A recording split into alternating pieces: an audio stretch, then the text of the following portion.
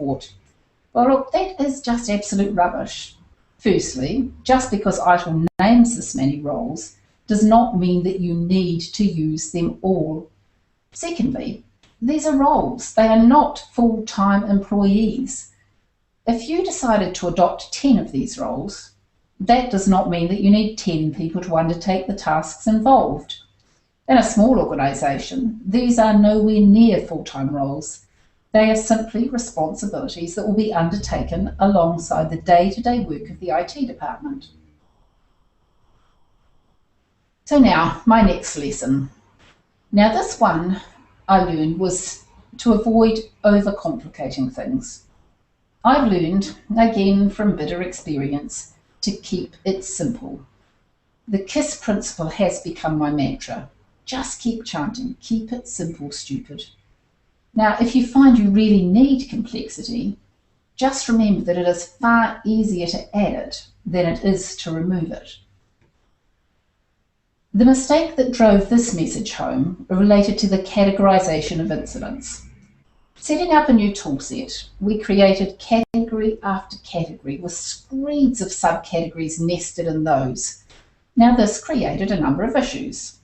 Firstly, there were multiple ways that the same incident could be logged.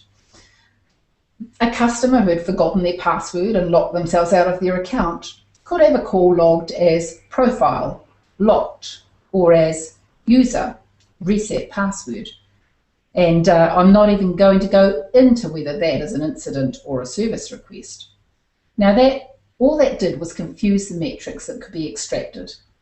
Secondly, it was just too damn confusing for the service desk team, and we ended up with 90% of calls actually being logged as general, or network, other, because it was just too hard to work out the correct categories.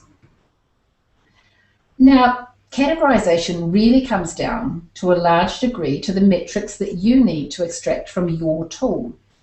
If you don't plan to report on it, then you really don't need to record it. And if you're not going to act on those results, don't produce those reports in the first place.